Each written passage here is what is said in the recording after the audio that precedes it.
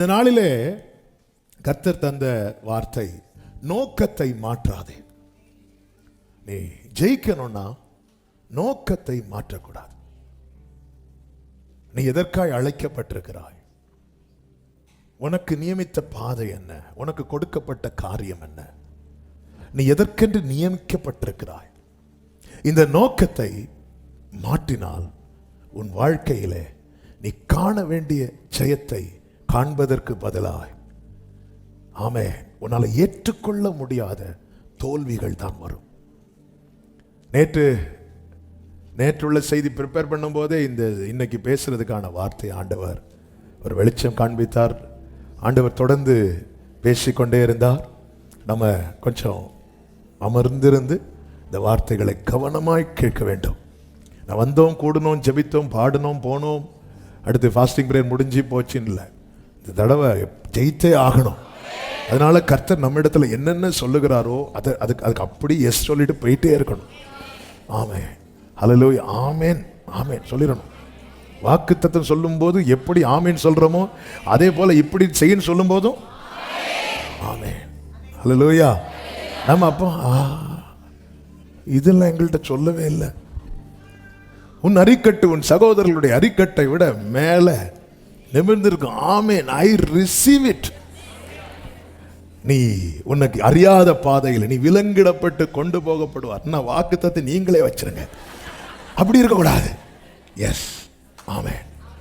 ஏன்னா ஆண்டவர் நம்மளை கொண்டு போறது தோற்க வைப்பதற்கு அல்ல, ஜெயிக்க வைப்பதற்கு. பார்வோனை வரவழைத்தது தோற்க வைக்க, இஸ்ரவேலரை வரவழைத்தது ஜெயிக்க வைக்க. என்னை இரத்தத்தால் மீட்டவர் வரவழைத்தது தோற்பதற்கல்ல, ஜெயிப்பதற்குன்னு சொல்றவங்க. ஆமென், ஹல்லேலூயா.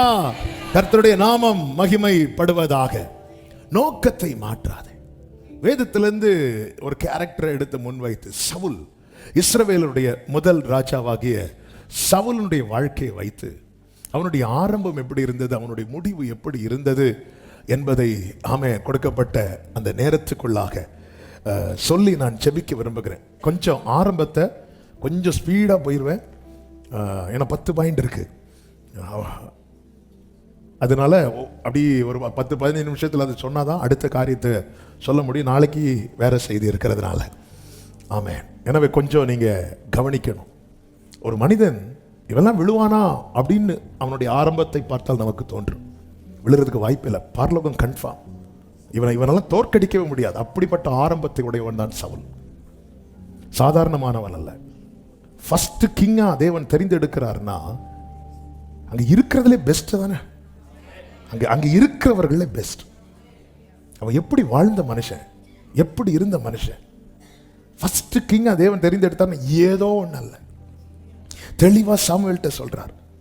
9வது அதிகாரம் 15-16 வசனத்துல சவுல் வர ஒரு நாளுக்கு முன்னே கர்த்தர் சாமுவேலின் காது கேட்க நாளை இந்நேரத்திற்கு பென்யமீன் நாட்டானாகிய ஒரு மனுஷனை உன்னிடத்திற்கு அனுப்புவேன் என்கிறார். நாளைக்கு யார் வராங்களோ அதுல ஆளை பிடிச்சு ராஜாவாக்கிற சொல்ல வேண்டியதானே. ஏன்னா இஸ்ரவேல் ராஜாவாகும்படி கேட்டது கர்த்தருக்கு எப்படி இருந்துச்சு? விசனமா இருந்துச்சு. அவருக்கு ரொம்ப வருத்தம் ஆயிட்டு. அதனால எவனையாவது பிடிச்சு ஆக்கி வைப்பா அப்படி சொல்ல வேண்டியதானே. இல்லை, கர்த்தர் சொன்னா அனுப்புவேன் என்கிறார். அவனை என் ஜனமாகிய இஸ்ரவேலின் மேல் அதிபதியாக அபிஷேகம் பண்ண கடவாய் என்று சொல்லி கர்த்தர் அவனை குறித்து சொல்லுகிறார். சாமுவேல் 17. சாமுவேல் சவுலை கண்டபோது கர்த்தர் அவனிடத்தில், இதோ நான் உனக்கு சொல்லி இருந்த மனுஷன் இவனே. இவனை பத்தி தான் நான் அவன்கிட்ட பேசிட்டு இருந்தேன். நான் உனக்கு சொல்லி இருந்த மனுஷன் இவன் தான் அப்படிங்கிறார். தேவன் தெரிந்தெடுத்த சிறந்த ஒரு மனிதன் தான் இந்த சவுல். இந்த சவுலை குறித்து நம் வேதத்தில் பார்க்கும்போது ஒன்று, அவன் தகப்பனுக்கு கீழ்ப்படிந்தவன். அந்த ரெஃபரன்ஸை மட்டும் சொல்லிட்டு போயிரு. 9:4 கழுத காணாம போகுது. அப்பா சொல்றாரு நீ போய் தேடிட்டு வா அப்படின்னு சொல்லும் போது 4வது வசனத்தில் சொல்லப்பட்டிருக்கிறது, அப்படியே அவன் போனான். மறு பேச்சு பேசல. தகப்பனுக்கு கீழ்ப்படிந்தவன். 2, தகப்பன் கவலைப்படக்கூடாது என நினைக்கிறவன். எங்க அப்பா ஃபீல் பண்ணிடக்கூடாது, என் தகப்பன் கவலைப்படக்கூடாது. 5வது வசனத்துல சொல்லப்பட்டிருக்கிறது, என் தகப்பன் கழுதைகளின் மேல் உள்ள கவலையை விட்டு நமக்காக கவலைப்படாதபடிக்கு திரும்பி போவோம் என்றான். தகப்பன் கவலைப்படக்கூடாது என நினைக்கிறவன். இப்படிப்பட்ட பிள்ளைங்க இன்னைக்கு ரொம்ப குறைவாயிட்டு இருக்கிறாங்க. அப்பா ஃபீல் பண்ணிடக்கூடாது, அம்மா ஃபீல் பண்ணிடக்கூடாது. இன்னைக்கு ஒரு ஸ்டேஜ் வரும்போது அவங்க எடுக்கிற தீர்மானங்கள்லாம் பார்த்தா அவங்களுக்கு எது பிடிக்குமோ அதுதான். இது அப்பாவுக்கு பிடிக்குமா, இது அம்மாவுக்கு பிடிக்குமா, இப்படி நம்ம ஒரு காரியத்தை செஞ்சா என் பெற்றோர் எவ்வளோ வருத்தப்படுவாங்க. அந்த அளவுக்கு அவங்க கவலைப்பட்டாலும் சரி கவலைப்படலைனாலும் சரி நான் நினைக்கிறது தான். இப்படி இது பிசாசு. இதுக்கு பின்னாடி இந்த செயல்படுறது யாரு? சத்தமா சொல்லுங்க, பிசாசு. பெற்றோரை வேதனைப்படுத்தி ஒரு பிள்ளை ஒரு காரியத்தில் மகிழுகிறாள் என்றால் அதுக்கு பின்னாக இருந்து செயல்படுகிறது பிசாசு. ஆமென். என்ன காரணம் சொன்னாலும் சரி அதான். நீங்க பாத்தீங்களா, அப்பா ஃபீல் பண்ணிடக்கூடாது. தேவன் ஒரு மனிதனை சும்மா தெரிந்தெடுக்கவில்லை. 3வது பார்த்தீங்கன்னா 7வது வசனத்துல சவுல் தன் வேலைக்காரனை பார்த்து, நாம் போனாலும் அந்த மனுஷனுக்கு என்னத்தை கொண்டு போவோம்? தேவனுடைய மனுஷனாகி அவருக்கு கொண்டு போகத்தக்க காணிக்கை நம்மிடத்தில் ஒன்றுமில்லை. தேவ சமூகத்தில் வெறுமையாய் செல்ல விரும்பாதவன், ஆண்டவர் சமூகத்திலே வெறுமையாய் செல்ல விரும்பாதவன். 4வதாக 10வது வசனத்தில், அப்பொழுது சவுல் தன் வேலைக்காரனை நோக்கி, நல்ல காரியம் சொன்னாய், போவோம் வா என்றான். நல்ல ஆலோசனை ஏற்கிறவன். அது யார் சொன்னாலும் சரி, அப்பா சொன்னாலும் சரி, வேலைக்காரன் சொன்னாலும் சரி, நீ என் வேலைக்காரன், நீ என்ன பேச்சு, அப்படி நினைக்கிறவன் அல்ல அவன். அவன் சொல்ற ஆலோசனை நல்ல ஆலோசனை. எஸ், நல்ல காரியம்பா இது. நாகமானு கூட இந்த கேரக்டர் இருந்துச்சு. அவனுடைய வேலைக்காரன் ஒருவன் சொன்னதுனால தானே போய் திருப்பி அந்த யோர்தான்ல முங்கினான். சில மைண்ட் செட் உண்டு, இன்னார் சொன்னாதான் நான் கேட்பேன், இவங்க சொன்னாதான் நான் கேட்பேன்.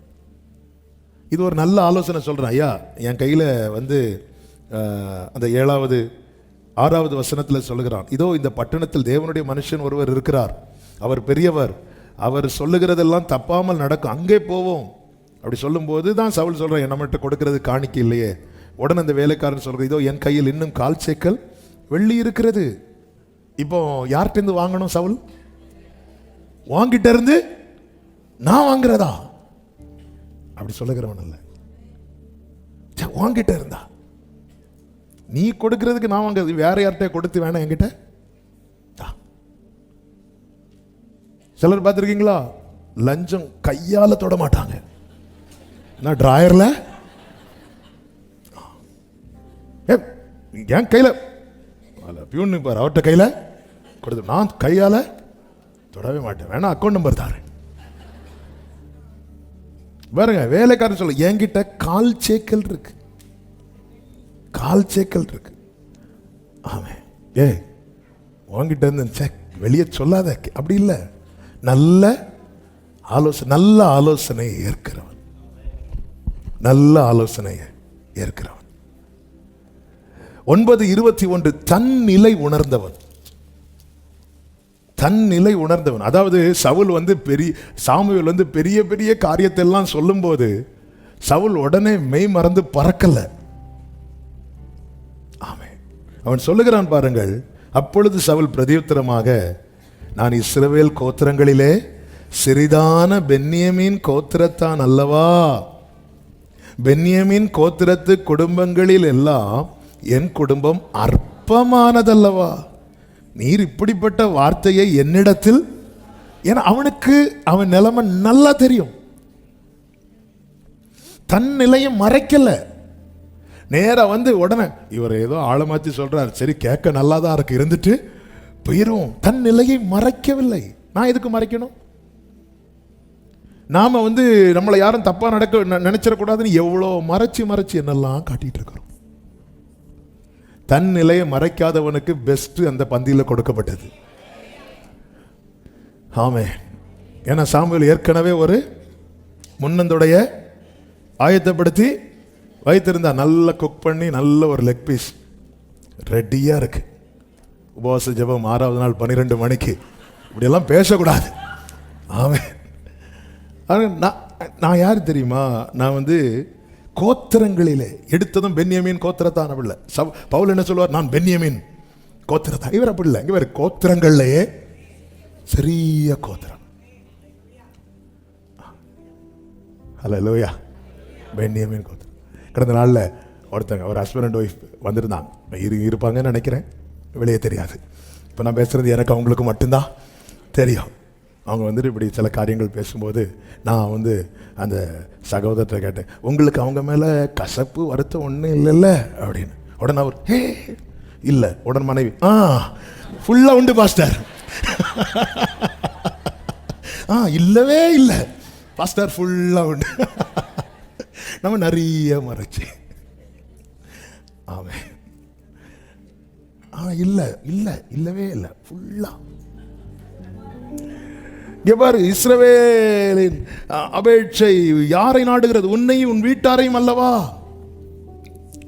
அப்படி இல்லை. நான் கோத்திரங்களிலேயே என்னைக்குமே நாம நம்ம நிலையை உணரணும்.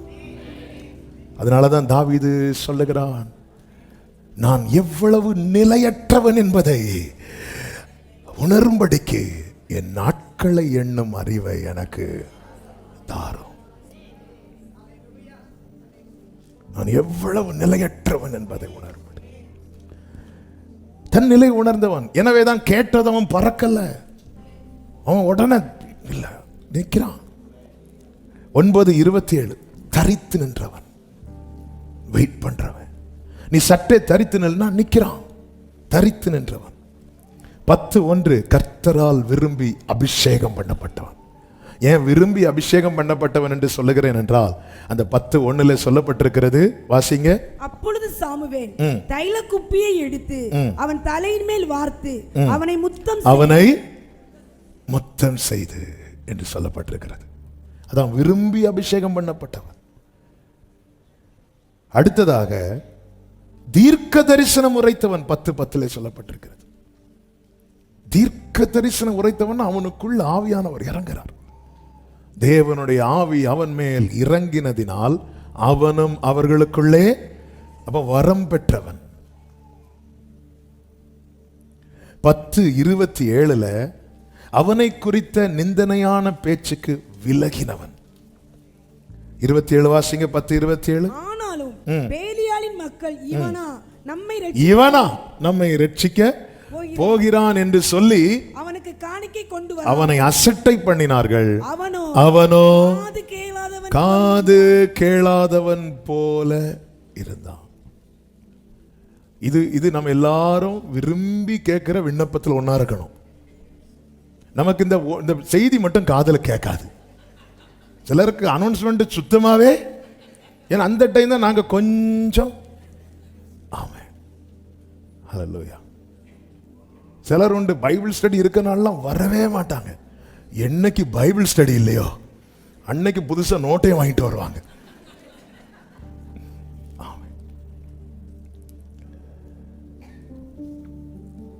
செவிய விளக்கு அவனுக்கு காதுக்கு. நீ என்ன வேணாலும் பேசிட்டு போ. என்ன கிஃப்டட் பர்சன் அவன், எவ்வளவு நல்ல கேரக்டர். ஆனால் இவன் மடிந்த ஒரு காரியத்தை பைபிள்ல ஒரு வார்த்தை நேற்று இரவு ஆவியானவர் காட்டி தந்தார். அதுதான் நடுக்கத்தை கொடுத்தது. அந்த செய்தி முடியும் போது உங்களுக்கு நான் சொல்லுவேன். அதனாலதான் இந்த ஓட்டத்தை முடித்தேன் என்று சொல்லி தான் நம்ம ஓட்டத்தை முடிக்கணும். அதை நம்மை ஃபாலோ பண்றவங்க, நம்மை சார்ந்து இருக்கிறவங்களுக்கு முன்னாடி அதை அறிக்கை செய்யணும். அதுதான் சாட்சி. நம்மளெல்லாம் யார் ஃபாலோ பண்ணுவா? உங்க வீடு இருக்குல்ல, உங்க தலைமுறை இருக்குல்ல, அவங்களுக்கு தெரியணும்.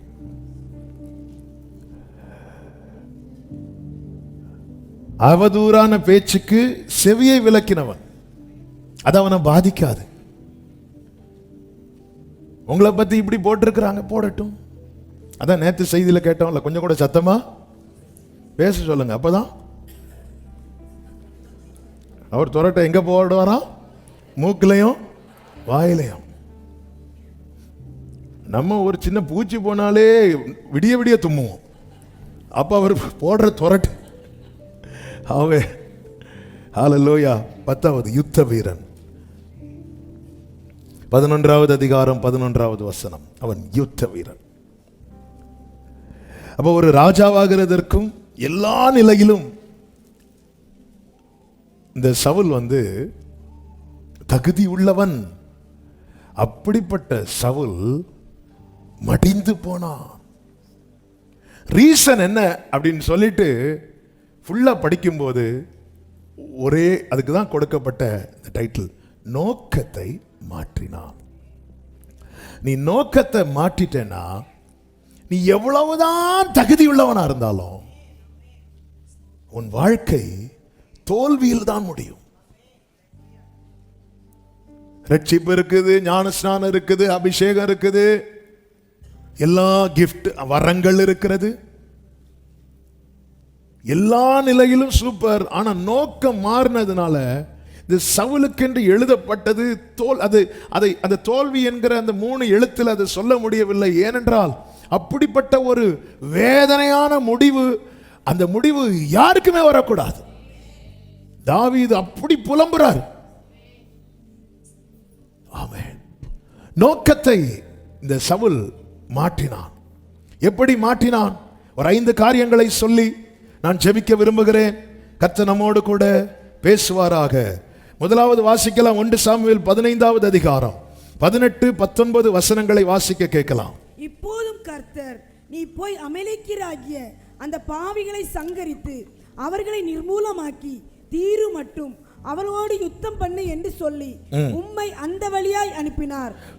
இப்படி இருக்க நீர் கர்த்தருடைய சொல்லை கேளாமல் கொள்ளையின் மேல் பறந்து கர்த்தருடைய பார்வைக்கு பொல்லாப்பானதை செய்தது என்ன என்றார். 17வது வசனத்திலே சாமுவேல் சவுலை பார்த்து சொல்லுகிறார், நீர் உம்முடைய பார்வைக்கு சிறியவராய் இருந்த போது அல்லவோ இஸ்ரவேல் கோத்திரங்களுக்கு தலைவரானீர். உன்னை ஏன் தலைவராக்கினார் தெரியுமா? அன்னைக்கு நீ இருந்த நிலை, உன் நிலை உணர்ந்திருந்த, உன் நிலை உனக்கு தெரியும். நாம் நம் நிலையை உணரணுங்க. அப்போதாங்க நம்ம மாற முடியும். அப்போதான் நம்மில் மாற்றம் உண்டாகும். ஆமென். ஹல்லேலூயா. நம் நிலையை நாம் அறிந்திருக்கணும். ஏனில் என்ன கண்டீர் என்னை நேசிக்க இப்பாவிக்கு தகுதி. ஆமென். நம் நிலை அறியணும். என் பலவீனம். ஆண்டவரே உங்களுக்கு தெரியும்பா, என்கிட்டயா பேசுறீங்க? இது என்ன பார்த்தா பேசுறீங்க? இது என்னையா தெரிந்தெடுத்தீங்க? என்னையா நேசிக்கிறீங்க? எனக்கா இந்த வார்த்தையெல்லாம் சொல்றீங்க? தெரியும்லப்பா உங்களுக்கு என்ன நான் எப்படிப்பட்டவன் உங்களுக்கு தெரியும்ல ஆண்டவரே. ஆமென். உம்மை விட்டு விலகும் செயல். இந்த பாட்டு ஊழியத்தின் ஆரம்பத்தில் இப்படி சொல்லி சொல்லி புலம்பி எப்படி ஆண்டவரை நேசித்தீங்க? என்ன கணக்கே புரிய மாட்டேங்குது. நாம் நம் நிலையை இது மறக்கவே கூடாது. அப்பொழுது சவுல் தன் பார்வைக்கு சிறியவனா இருந்தான். உயர்வு வந்ததும் நாங்கெல்லாம் யாரு தெரியுமா வந்துட்டு பேச்சு. ஆமென். நாங்கெல்லாம் யாரு தெரியுமா? அதாவது நல்ல பசியா இருக்கும்போது நம்ம அறியாமலே குறுகிறோம். ஆனா வயிறு நிறைய சாப்பிட்டதும் என்ன ஆயிரும் தெரியுமா?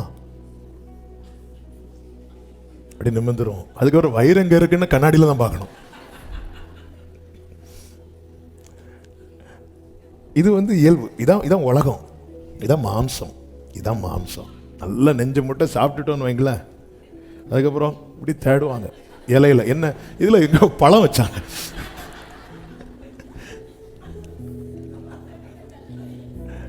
இது உலகம். இதான் மாம்சம். ஆனா ஒரு கிறிஸ்டியன் லைஃப் என்ன தெரியுமா? நீ எவ்வளவு ஆசீர்வதிக்கப்படுறியோ அவ்வளவுக்கு பணியணும். இதான் யோவான் ஸ்நானன் சொல்லுகிறான். யோவான் ஸ்நானனை குறித்து இயேசு சொல்லுகிறார், ஸ்திரீகளில் பிறந்தவர்களில் இவன் தான் பெரியவன். அந்த யோவான் தன்னை குறித்து சொல்லுகிறான். ஏன்னா அவனுக்கு அவனை தெரியும். இயேசு சொன்னார் அப்படி. அது ஏன் சொன்னார் தெரியுமா? அவருக்கு முன்னாடியே வந்துட்டேன்ல, அப்படி இல்லை. அவருடைய பாதரட்சையின் வாரை அவிழ்ப்பதற்கு கூட நான் பாத்திரவான் அல்ல. எல்லாரும் யோவானை வந்து தலைன்னு கூப்பிடுறாங்க. எப்படி கூப்பிடுறாங்க? நீர் தான் மேசியாவா? மேசியா யாரு? அவர் தான் தலை, சபைக்கு தலை அவர் தான். நேர யோவானை வந்து தலைன்னு கூப்பிடுறாங்க. உடனே யோவான் கேட்கல, கொஞ்சம் கூட சத்தமா அப்படி சொல்லல. நீ என்ன சொன்ன? நீ என்ன அப்படி பார்க்காத, நிக்கல பாரு. அவர் காலில் ஒரு செருப்பு இருக்கும் பாரு, அதுல ஒரு வார் இருக்கு பாத்தியா, அதை தொடுறதுக்கு கூட நான் தகுதி உள்ளவன் கிடையாது. அந்த யோவானுக்கு முன்னாடி ஒருவர் வந்து இப்படி நிற்கிறார். ஒவ்வொருத்தரையா முக்கி ஞானஸ்நானம் கொடுத்து விடும்போது இயேசுவை பத்தி பேசிட்டே இருக்கிறார். எனக்கு முன்னிருந்தவர் அவர், எனக்கு பின்னாக வருகிறவர் எனக்கு முன்னிருந்தவர், அவர் என்னிலும் மேன்மையானவர், நான் உங்களுக்கு ஜலத்தினால் ஞானஸ்நானம் கொடுக்கிறேன். அவர் வந்து ஆமென் அக்கினியினாலும் ஆவியினாலும் உங்களுக்கு ஞானஸ்நானம் கொடுப்பார். தூட்டு கூட அவர் கையில் இருக்கிறது. சொல்ல சொல்ல சொல்ல ஒருத்தர் அப்படி கியூவில் நிற்கிறார். அப்போ அவருக்கு ஃபீல் ஆகுது, யோவானுக்கு ஃபீல் ஆகுது, வந்துட்டாரு. இப்ப சொல்றார், நீங்கள் அறியாதிருக்கிற ஒருவர் இங்க இருக்கிறார். ஏன்னா எனக்கு இதுவரை ஆமே எனக்கு ஃபீல் ஆகுது. ஆமே அவர் பக்கத்துல வர்றது எனக்கு ஃபீல் ஆகுது. நீங்க அவரே நினைச்சிட்டு இருந்தீங்கன்னா அவர் பக்கத்துல வர்றது உங்களுக்கு ஃபீல் ஆகும். நீங்க அவரே நினைச்சிட்டு இருந்தீங்கன்னா அவர்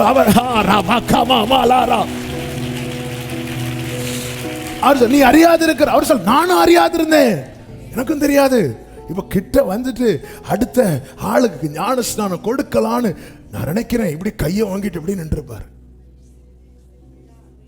ஆமென் ஆமென் ஹல்லேலூயா.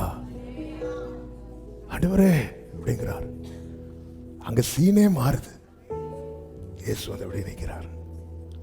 ஆண்டவர் எப்படி ஆனர் பண்றார் பாருங்க. தாழ்மை உள்ளவனை தேவன் கனப்படுத்துறது. மேன்மைக்கு முன்னானது மேன்மை யாரு? கிறிஸ்து. மேன்மைக்கு முன்னானது தாழ்மை. ஆண்டவரே நான் உங்களுக்கு ஹீரோவா சொல்லிட்டு இருக்கிறேன்ப்பா. தடுக்காத யோவானை, நடக்கட்டும். இவ யோவானுக்கு முன்னாக இயேசு அப்படியே குனிகிறார், தண்ணீர்ல மூழ்கி. இதெல்லாம் வந்து அப்படி ஆனர் பண்றார். வானம் திறக்குது, பரிசுத்த ஆவியானவர் புறாவை போல இறங்குகிறார். அங்க இருந்த யாருக்கும் தெரியல, யோவான் கண்ணுக்கு மட்டும் தெரியுது. நீங்க அவரோடு இருந்தா இங்க இருக்கிற யாருக்கும் தெரியாதது உங்க கண்ணுக்கு மட்டும் தெரியும். இங்க இருக்கிற யாரும் கேட்காதது உங்க காதுல மட்டும் கேட்கும். ஹல்லேலூயா. எல்லாரும் கேட்டதை நானும் கேட்டேன் இல்ல, யாரும் கேட்காது உங்களுக்கு கேட்கும். பிரசனத்தில் இப்படிதான் வரணும். ஹல்லேலூயா. மற்றவங்க பைபிள் பார்க்கும்போது தெரியறதல்ல, மற்றவங்க கண்களுக்கு தெரியாதது நீங்க பைபிள் பார்க்கும்போது உங்களுக்கு தெரியும், நீங்க படிக்கும்போது உங்களுக்கு தெரியும். ஐயா இவ்வளவு நாள் நம்ம இதுதானே படிச்சுட்டு இருந்தோம், ஒண்ணுமே. யோவான் சொல்ற, நானும் அறியாது இருந்தேன். யோவான் 1 இருக்கு, சப்ஜெக்ட் அது இல்லை, அதனால நான் திருப்பி பிரேக் போட்டு இங்க வரேன். இந்த சவுல் இப்படி இருந்தவன் இப்ப உயர்த்தப்பட்டதும் ஜெயம் வந்ததும் அழிக்க வேண்டியவைகள் மேல அவன் ஆசை வைத்தான். இதுதான் பாயிண்ட் நம்பர் 1. அழிக்க வேண்டியவைகள் மேல் ஆசை வைத்தான். ஏன் நான் ஆசையா வைக்க கூடாதா? வச்சுக்கோ, ஆனா நீ எது மேல ஆசை வைக்கிறியோ அது ஒன்னு அழிச்சிரும்பா. அப்ப நீ என்ன செய்யணும்னா அதை அழிச்சிடணும். நான் கரண்ட் கம்பியில தான் ஊஞ்சல் ஆடுவேனா? நம்ம ஆசையெல்லாம் அப்படித்தானே இருக்கு. எனக்கு கரண்ட் கம்பி இப்படி போடுது, நான் இடையிலோட கையை போட்டு இப்படி ஆடிட்டு இருப்பேனா? அப்புறம் உனக்கு முன்னாடி 4 பேர் ஆடிட்டு இருப்பாங்க. எதுக்கு அது? நம்ம ஆசை எல்லாமே அப்படித்தானே இருக்கு. நீ அழிக்க வேண்டியவர்கள் மேல் ஆசை வைக்காத. ஆண்டவர் சொல்லுகிறார், அமலேக்கு வழிமறுத்த செய்கையை நான் மனதிலே வைத்திருக்கிறேன். இப்போதும் நீ போய் அமலேக்கை மடங்கடித்து அவனுக்குண்டான எல்லாவற்றையும் 15:3 அவனுக்குண்டான எல்லாவற்றையும் சங்கரித்துன்னு சொல்றார். அதாவது ஏன் ஆண்டவருக்கு அவ்வளவு மனசாபம் வந்துச்சு தெரியுமா? அவர் மனசுல ஒண்ணு வச்சிருக்கிறார் தெரியுமா, அதை செய்யறதுக்காக அவனை கூட்டிட்டு வர்றார். இந்த அழைப்பின் விசேஷம் என்ன தெரியுமா? நம் மனசுல இருக்கிறதை அவர் நிறைவேற்றுகிறது மட்டும் இல்ல, அவர் மனசுல வச்சிருக்கிறத செய்யறதுக்கு நம்மை கர்த்தர் பயன்படுத்துகிறார். எத்தனை பேர் இந்த வார்த்தையை கேட்கும் போது ஆண்டவர் உங்க மனசுல இருக்கிறத செய்ய என்ன யூஸ் பண்ணுங்கப்பா, என்ன யூஸ் பண்ணுங்கப்பா அப்படி சொல்லி இவனை அனுப்புனா, இவன் போய் என்ன பண்றான் அப்படின்னா 8:9 சொல்லப்பட்டிருக்கிறது, வாசியுங்கள். அமலேக்கியரின் ராஜாவாகிய ஆகாகை உயிரோடே பிடித்தான், ஜனங்கள் யாவரையும் பட்டய கருக்கினாலே சங்காரம் பண்ணினான். சவுலும் ஜனங்களும். இங்க இருந்து ஆகாக் சாகல்ல. ஏன் சாகலன்னு ஆவிக்குரிய கண்ணோட்டத்தோடு சொல்லுகிறேன், வாசிங்க. முதல் தரமானவைகளையும் இரண்டாம் தரமானவைகளையும் ஆட்டுக்குட்டிகளை நலமான எல்லாவற்றையும், எது நலமானதுன்னா அவனுக்கு எது நலமாய் தோன்றுதோ அந்த ஒரு போட்டோ தானே இருந்துட்டு போட்டோம். அந்த ஆண்டவர் பேரில் என் பேரில் யாதொரு சொரூபங்களையாவது விக்கிரகங்களையாவது வழிபட வேண்டாம். அதை தொட்டுறாது. ஏன்? அது எருசலேம்ல இருந்து வாங்கினது. நம்ம நியாயம், நம்ம சென்டிமெண்ட்லாம் இருக்குல்ல. முதல் தரமானவைகள், இரண்டாம் தரமானவைகள், ஆட்டுக்குட்டிகள், நலமான எல்லாவற்றையும் அழித்து போட மனதில்லாமல் மனதில்லாமல். இப்போ அவன் மன விருப்பத்தை கொண்டு வரான். உன்னை கர்த்தர் கொண்டு வந்தது அவர் மன விருப்பத்தை நிறைவேற்ற. ஆனா இப்போ இங்க வந்ததும் அவன் மன விரும்புறத செய்ய ஆரம்பிக்கிறான். மனதில்லாமல் அற்பமானவைகளையும் உதவாதவைகள். இந்த போன் எனக்கு நீ வேண்டாம். நல்ல தீர்மானப்பா. ஏன்? Battery out. நம்ம தீர்மானம் அப்படித்தானே இருக்கு. இப்படிதான் ஒரு பையன் அப்பா கிட்ட போன வருஷம் நினைக்கிறேன் பிரச்சனை பண்ணி பைக் வாங்கி கேட்டான். பைக் வாங்கி கேட்டு அவருக்கு வாழ்றாரு, வேண்டாமாகனே வேண்டாம், வாங்கி தரலன்னு காலேஜ் போக மாட்டேன், வாங்கி கொடுத்துட்டாரு. வாங்கி கொடுத்துட்டு அவரு ஒளிச்சு நின்று பார்ப்பாரு. இப்படி திரும்பக்குள்ள பைக் போயிடும். அவர் தாங்க, பாஸ்டர் என்ன ஆகுன்னு தெரியல, 2 நாள் தான் ஃபோன் வருது, பாஸ்டர் ஆக்சிடென்ட் ஆயிட்டு. என்னாச்சு? அவன் இப்போ ஹாஸ்பிட்டலில் இருக்கிறான். சரி, சின்ன அடி, ஓகே ஜோம் பண்ணுவோம். ஜோம் பண்ணி அடுத்த நாள், அப்பா இந்த பைக் வேண்டாம்ப்பா, பைக் வேண்டாம்ப்பா மகனே, கர்த்தர் உன்னை ஆசீர்வதிப்பா, எனக்கு சிசி கூட வேற பைக் வாங்கிட்டாங்க. அதுன்னா பிரேக் அடிச்சா நிற்கும், புல்லட்லாம் பிரேக் அடிச்சா இது. ஆண்டவரே, நிறைய பேர் எடுக்கிற தீர்மானமே இனி இது வேண்டாம். அற்பமானவைகள், உதவாதவைகள், அதை அழித்து போட்டான். அவன் மனதுக்கு நலமாய் தோன்றதை அழிக்கல. ஒருவனுடைய நோக்கம் இங்கேதான் மாறும். அவன் புறப்பட்டது சரியாய் புறப்படுகிறான். தன் மனதில் உள்ளதை நிறைவேற்ற அல்ல, அவர் மன திட்டத்தில், அவர் மனதில் இருக்கிறதை நிறைவேற்ற அவர் தூதர்களை இறக்காம என்ன இறக்கி வச்சிருக்கிறாருன்னா, ஆமென். அந்த இடத்துல நான் வந்து நின்றுட்டு என் மனம் நினைக்கிறத, என் மனம் விரும்புறத நான் செஞ்சிட்டு இருப்பேனால என் நோக்கம் மாறிட்டு அழிக்க வேண்டியவைகள் மேல எனக்கு ஆசை வந்துட்டுன்னு வைங்களேன், அந்த இடத்துல அதனுடைய ஓனர் வாழ்ந்து கொண்டிருப்பான். அதான் ஆகாகை உயிரோட பிடித்தான். மாம்ச கிரியைகள், பாவ காரியங்கள் மேல எனக்கு ஆசை வந்துட்டுன்னா அந்த இடத்துல அதனுடைய ஓனர் யாரு? சாத்தான்.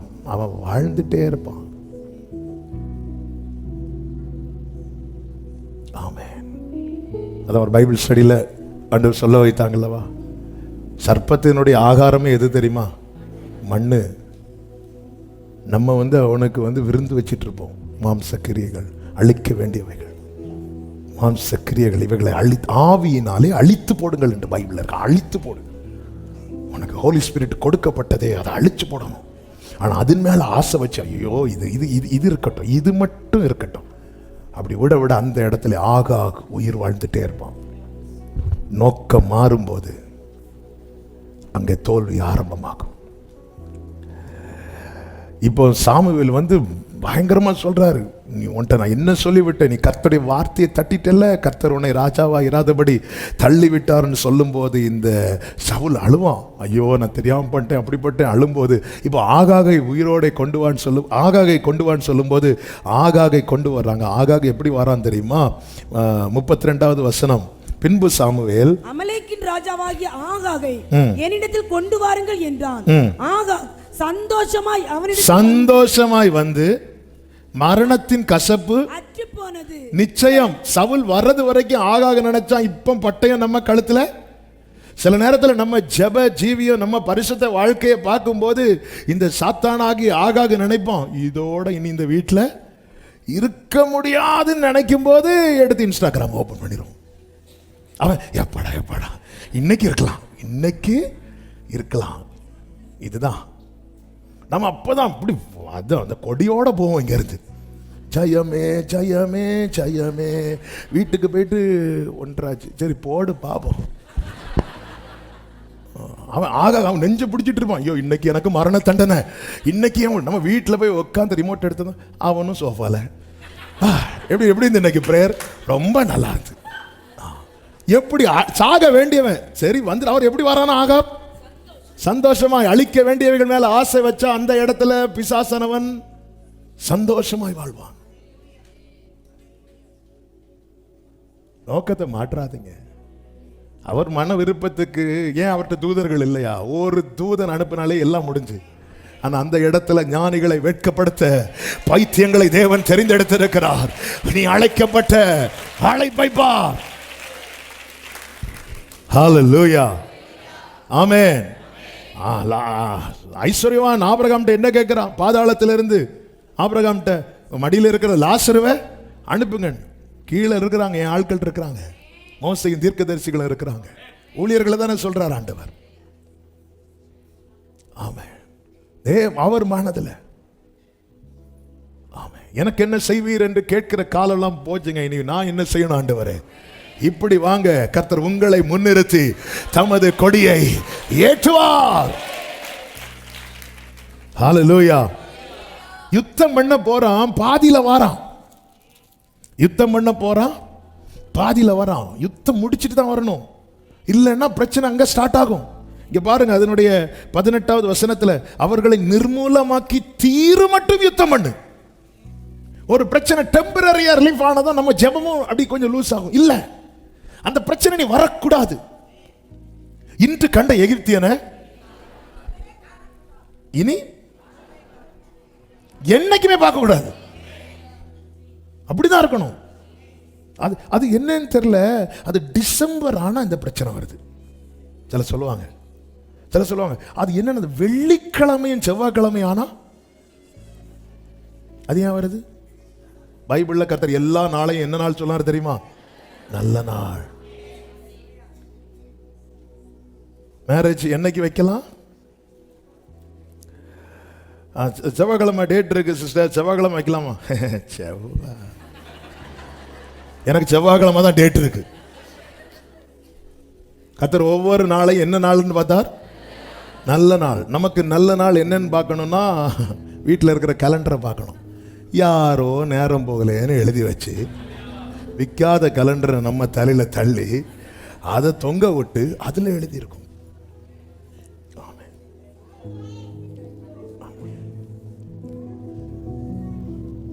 எங்க ஆண்டவர் நமக்கென்று வைத்திருக்கிற திட்டம் எவ்வளவு பெரியது தெரியும். இதை ரட்சிக்கப்பட்ட ஒவ்வொருவரும் உணரணும். அதனால இந்த பைபிள் இருக்கு, எவர்களை அழைத்தாரோ முன்குறித்தாரோ அவர்களை அழைத்திருக்கிறார், எவர்களை அழைத்தாரோ அவர்களை நீதிமான்களாக்கி இருக்கிறார். அதோட ஸ்டாப் பண்ணல. அதோட ஸ்டாப் பண்ணாலே நமக்கு போதும். ஆனா அதோட ஸ்டாப் பண்ணாம எவர்களை நீதிமான்கள் ஆக்கினாரோ அவர்களை மகிமைப்படுத்தியும் இருக்கிறாராம். தேவ திட்டம் எங்க வர கொண்டு போயிட்டு பாருங்க. இங்கே இருந்து குமாரன் பக்கத்துல கொண்டு போகுது. ஏன்னா குமாரனை தானே பிதா மகிமைப்படுத்தினார். எங்க வர தூக்கிட்டு போறாரு. இப்படி இருக்க அழிக்க வேண்டியவைகள் மேல நம்ம ஆசை வைத்து நம்முடைய நோக்கம் தவறி தோல்வியை நோக்கி பயணிக்கிறோம் என்றால், ஆமென். இரண்டாவதாக இந்த சவுலுடைய வீழ்ச்சிக்கான இரண்டாவது காரணம், சகோதரனை பகைத்தான். அதான் தாவீதை பகைத்தான். 1 சாமுவேல் 18:9 சொல்லப்பட்டிருக்கிறது. அந்நாள் முதற்கொண்டு 8:9 வாசியுங்கள். அந்த வார்த்தை சவுலுக்கு விசனமா இருந்தது. அந்த வார்த்தை சவுலுக்கு விசனமா இருந்தது. 9வது வசனம். அந்நாள் முதற்கொண்டு அந்த வார்த்தை சவுலுக்கு விசனமா இருந்துச்சுன்னா அவங்க பேசினது சவுல் காதுல விழுந்துச்சு. சவுலுக்கு கேரக்டர் என்ன? முந்தி என்ன படிச்சோம்? காது கேளாதவன் போல இருந்தவன். இப்போ எல்லாரும் பேசுறதையும் கேட்டுட்டு இருக்கிறான். ஒருவன் நோக்கம் மாறும்போது அவனுடைய நற்சுபாவங்கள்லாம் அடி வாங்குது. இவ்வளவுக்கும் இவங்க யாரும் சவுலை பத்தி தப்பா பேசல. சவுல் கொன்றது 1000 வேற சொல்லிட்டாங்க, அதுவே கூடுதல். இப்பெல்லாம் அவன் இருக்கணும் அப்படி. அன்னைக்கு நிந்தித்தாங்க, இவனா இவனா அற்பமா பேசுனாங்க, அசட்டை பண்ணாங்க, அது அவன் கேட்கல. இப்போ இவங்க என்ன பண்றாங்க? அதுவும் ஸ்திரீகள் ஃபுல்லா பொம்பளை பேச்சு பேசி கேட்டுட்டு இருக்கிறான். அவன் என்ன சொல்றா, இவன் என்ன சொல்றா, அவங்க என்ன சொல்றாங்க? 2 பேர் தள்ளி நின்று பேசினாலும் இங்க என்ன பத்தி தான் ஏதோ தப்பா. ஏன்னா இவனை எந்த ஆவி பிடிச்சிருக்கு தெரியுமா? பொல்லாத ஆவி பிடிச்சிருக்கு. அவங்க என்ன சொன்னாங்க, இவங்க என்ன சொன்னாங்க? இங்க அவன் இருந்திருக்கணும், அப்படி இல்லாததுனால அவன் கேட்கிறான்.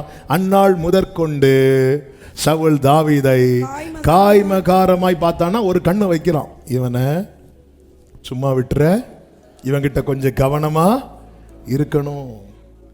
18:10 சொல்லப்பட்டிருக்கிறது, தேவனால் விடப்பட்ட பொல்லாதாவி சவின் மேல். என்ன தேவனால் விடப்பட்ட பொல்லாதாவி சவின் மேல் இறக்கினா ஆண்டவர் பொல்லாத ஆவியை கொடுப்பார். அப்படி இல்லை, தேவன் அதுவரை அந்த ஆவியை விடல, தடுத்துட்டு இருக்கிறார். அந்த பாதுகாப்பு. அதனால தான் தாவீது ஆண்டவரை பார்த்து கேடகம், என் அரண், என் கோட்டைன்னு சொல்ல காரணம் என்ன தெரியுமா? அவர் அரணா இருக்கிறதுனால அது வரல. இன்னைக்கோ நம்மளை என்னைக்கோ எதெல்லாமோ பிடிச்சிருக்கோம், அவர் அரணா இருக்கிறதுனால வரல, நெருங்கல. அவர் விலகிட்டாரு. விலகினா எல்லா ஆவியும் வந்துடும். அவர் அரணா இருக்கிறார். சவுலை விட்டு விலகிட்டார். நோக்கம் தவறிச்சு, அழிக்க வேண்டிய அவர் மன விருப்பத்தை நிறைவேற்ற கொண்டு வந்தா, அவர் எதை பகைத்தாரோ இவன் அதை விரும்ப ஆரம்பித்தான். கர்த்தர் விலகிட்டார். ஏங்க நம்மளை வேதனைப்படுத்துறதுதான் ஒருத்தங்களுக்கு பிடிக்கும்னா நம்ம விலகிதானங்க இருப்போம். கர்த்தர் விலகிட்டார். கர்த்தர் விலகிட்டார். இவன் யாரை பகைக்கணும் தெரியுமா? பெலிஸ்தியனை பகைக்கணும், அமலேக்கியனை பகைக்கணும். தாவீதை பகைக்கிறான், கூட அபிஷேகம் பண்ணப்பட்டவன். கையில ஈட்டியை வச்சுட்டே இருக்கிறான், கை விறுவிறுன்னு வருது. சிலரை பத்தி போன் பண்ணி, நம்ம கையில ஈட்டி என்ன தெரியுமா? போனு. அப்படி யாராவது ஏதாவது பண்ணி நமக்கு இதாயிட்டுனா அவங்க மேல எப்படி ஈட்டி எறிவோம் தெரியுமா? இந்த வாட்ஸ்அப்ல ஸ்டேட்டஸ்னு ஒன்று உண்டு, அது வைக்கிறது. சவுல் ஈட்டி எறிகிறது சவுலுக்கும் தாவீதுக்கும் மட்டும்தான் தெரியும். மற்றவங்களுக்கெல்லாம் ஈட்டி கீழே விழுந்துட்டுன்னு தான் தோணும். ஸ்டேட்டஸ் வைக்கிறது, யாரையாவது மனசில் வச்சு ஸ்டேட்டஸ் வைக்கிறோன்னா அது அந்த நபருக்கு கரெக்டாக தெரியும். மற்றவங்கெல்லாம் ஆமீன் போட்டுட்டு இருப்பாங்க. ஆமேன் ஆமேன், இன்று கண்ட எகிப்தியனை இனி என்று காண மாட்டான்னு வைக்கிறது மாமியாரை பற்றி. மற்றவங்கெல்லாம் ஆமீன் போட்டுட்டு இருப்பாங்க. கர்த்தர் என்னோடு பேசினார், அது அந்த மாமியாருக்கும் மருமகளுக்கும் மட்டும்தான் தெரியும். சவுல் ஈட்டி எறிகிறது சவுலுக்கும் தாவீதுக்கும் மட்டும். ஆனால் யோனத்தான் சொல்றாரு, எங்க அப்பா அப்படி ஒன்றும் இல்லையே, வேற யாருக்கும் தெரியாதுப்பா. சிலர் குத்தி பேசுறது அவங்களுக்கு மட்டும்தான் தெரியும். இப்படி தாவீது பாருங்க, பாவம் சவுலுக்கு முன்னாடி நின்று இன்ஸ்ட்ருமெண்ட் பிளே பண்ணுறது. இருந்தாலும் தாவீதுக்கு தெரியும் உள்ள இருக்கிற ஐட்டம் வேற. அதனால அப்படியே கண்ணில் தருது. அவன் தாவீது என்ன பண்ணார் தெரியுமா? 11வது வசனத்தில், அப்பொழுது சவுல் தாவீதை சுவரோட சேர்த்து உருவ குத்தி போடுவேன் என்று ஈட்டியை அவன் மேல் எறிந்தான். ஆனாலும் தாவீது விலகி 2 தரம் தப்பினான். கர்த்தர் அவனோட கூட இருக்கிறார் என்றும் தன்னை விட்டு விலகி போனார் என்றும் சவுல் எப்படி கண்டான் தெரியுமா? எதை வச்சு கண்டான் தெரியுமா? தாவீதின் மேல அவன் எறிந்த ஆயுதம் படவில்லை. என் கூட கர்த்தர் இருக்கிறத சத்ருவை காண வைக்க அவர்களை கொண்டு ஆயுதங்களை எறிய அனுமதிப்பார். அதனாலதான் தேவனால் விடப்பட்ட ஒரு பொல்லாதாவி நீ ஏறி இருக்க. ஏன்னா சவுல் ஏன் அவனை காய்மா காரமா பார்த்தான்னு அவன் இன்னும் என்ன நினைக்கலன்னு, அவன் கூட யார் இருக்கிறான்னு? கர்த்தர் இருக்கிறான்னு நினைக்கல. இவன் 2 தரம், ஒரு டைம் மிஸ் ஆச்சு, 2வது டைம் மிஸ் ஆகும் போது தான் இவன் புரிந்து கொண்டான் அவன் கூட கர்த்தர் இருக்கிறார். உனக்கு விரோதமாய் ஆயுதங்களை உருவாக்குகிறவன் வந்து சொல்ல போறான், உன் கூட கர்த்தர் இருக்கிறார். பொதுவாக எரிகிறவனை பார்த்து தான் நாங்கள் எல்லாரும் பயப்படணும். இங்கே விலகிறவனை பார்த்து சவுல் பயப்படுறான். அந்த வசனம் அப்படித்தானே சொல்லப்பட்டிருக்கிறது. சவுல் கண்டு தாவீது திரும்ப எடுத்து எறிந்தானா? இன்னும் 4 கல் பையில தான் இருக்கு. ஒண்ணுதான் செலவாச்சு. நம்ம என்ன கூட 40 வெளியேந்து எடுத்துட்டு வரோம். குடும்பத்தை கூட்டு வந்து நீ ஏறி, நீ ஜன்னல்ல இருந்து ஏறி, நீ பின்னாடி இருந்து ஏறி, இவனா இன்னைக்கு விடக்கூடாது. தாவீது விலகினான். சில தீமைக்கு நீங்க விலகிறதே சத்துருவுக்கு பயத்தை கொடுக்கும். அடுத்து ஒரு மோசமான காரியம் இந்த சவுல் சொல்லுவான் 17வது வசனத்துல, என் கையல்ல பெலிஸ்தியரின் கையே அவன் மேல் விழட்டும் என்று சவுல். பகை எங்க வர போகுது பாருங்க. சவுலை இன்னைக்கு நீ உயிரோடு இருக்க காரணமே அந்த பெலிஸ்தியனை வீழ்த்தின இந்த தாவீதால. ஆனா உனக்கு பிடிக்கலைங்கிற காரியத்துக்காக பெலிஸ்தியன் விழக்கூடாது, தாவீது விழணும்னு நினைக்கிற உன் நோக்கம் எப்படி மாறுது? அதுவும் பெலிஸ்தியன், இது என்ன லாஜிக்னு தெரியல. பெலிஸ்தியன் கையே விழட்டும் என்று நினைத்து, இதோ என் மூத்த குமாரத்தி மேராவை உனக்கு சிலர் கல்யாணம் பண்ணி வைக்கிறதே. அவன் நீ எனக்கு நல்ல சேவகனாய் மாத்திரம் இருந்து கர்த்தருடைய யுத்தங்களை நடத்து. எப்படி பொடி போடுறாரு. சத்தியம் வாங்கியாச்சு, நான் உனக்கு நல்ல சேவகனாய் இருப்பேன்ல மாத்திரம். அதுக்கு மேல நீ ஆசைப்படாது. நான் ஆசைப்படல, அவர் ஆசைப்படுறாரு. ஆமென். என்னை உயர்த்தி வைத்து அழகு பார்ப்பது என் தேவனுடைய சித்தம். சவுலே, உன்னால என் ஆசையில மண்ணள்ளி போடலாம், அவர் ஆசையை தொட முடியாது. ஹல்லேலூயா. நோக்கத்தை மாத்திரம். 3வது, சத்துரு இருக்க வேண்டிய இடத்துல சகோதரனை வைத்து பகைக்கிறான். சத்துருவை அடையாளம் காண மறந்தான். ஆமென். 19:1 சொல்லப்பட்டிருக்கிறது, தாவீதை கொன்று போடும்படிக்கு சவுல் தன் குமாரனாகிய யோனத்தானோடும் தன் ஊழியக்காரர் எல்லாரோடும் பேசினான். அப்படின்னா என்ன டிஸ்கஷன் இங்க ஓடி இருக்கணும்? இந்த பெலிஸ்தரை நம்ம எப்படி அட்டாக் பண்ணலாம், பெலிஸ்தரை எப்படி அடிக்கலாம், இந்த போராட்டத்திலிருந்து எப்படி, இப்படிலாங்க பேசி இருக்கணும்.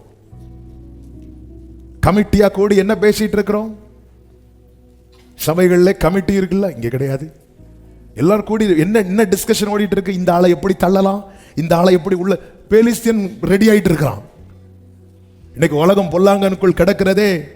நம்ம எப்படி ஜெபம் பண்ணி போராடலாம், எப்படி ஜெப திட்டங்களை போடலாம், நம்ம எப்படி ஜெபிக்கலாம், தேவ சமூகத்தில் அடுத்து என்ன செய்ய வேண்டியது என்ன? நினிவே பட்டணத்தாருக்கு இருந்த தெளிவு இன்னைக்கு சபைகளுக்கு இல்லாமல் போனது என்ன? யாரை பகைக்கிறோம், யாருக்கு விரோதம் எழும்புறோம்? தாவீதே வந்து அதனாலதான் சவுல்ட்ட கேட்கிறான், இந்த செத்தனாய போல இருக்கிறவனை இப்படி தேடிட்டு இருக்கிறீங்களே, உங்களுக்கே நியாயமா இல்லையா? நம்ம யாரோடு யுத்தம் பண்ணிட்டு இருக்கிறோம்? ஒன்றை புரிந்து கொள்ளுங்கள். அந்த 23-26 நீங்க பாத்தீங்கன்னா, சவுல் மலையின் இந்த பக்கத்திலும் தாவீது அந்த மனுஷர் மலையின் அந்த பக்கத்தில் நடந்தார்கள். சவுலுக்கு தப்பி போக தாவீது தீவிரித்த போது சவுலும் அந்த மனுஷரும் தாவீதையும் அந்த மனுஷரையும் பிடிக்கத்தக்கதாக அவர்களை வளைந்து கொண்டார்கள். 27வது வசனம், அந்த சமயத்தில் ஒரு ஆள் சவுலிடத்தில் வந்து, நீர் சீக்கிரமாய் வாரும், பெலிஸ்தியர் தேசத்தின் மேல் படையெடுத்து. இதுதான் நடக்கும். 1 சாமுவேல் 23:27, நீர் சீக்கிரமாய் வாரும். இவன் ஏதோ தாவீத ஜெயிச்சிட்டேன், தாவீத வளைஞ்சிட்டேன். ஏய், அந்த தாவீது பாவம். அன்னைக்கு சொன்ன ஒரு வார்த்தை, சவுல் கொன்றது 1000, தாவீது கொன்றது. இன்னைக்கு நமக்கு பிடிக்காதவங்களை நம்ம ஏதோ ஒரு விதத்துல காயப்படுத்திட்டு ஏதோ சாதிச்சது போல இருக்கிறோம். நோக்கம் மாறி ஓடிட்டு இருக்க பெலிஸ்தியன் நெருங்கி வருவது அவனுக்கு ரொம்ப ஈஸியா இருந்துச்சு.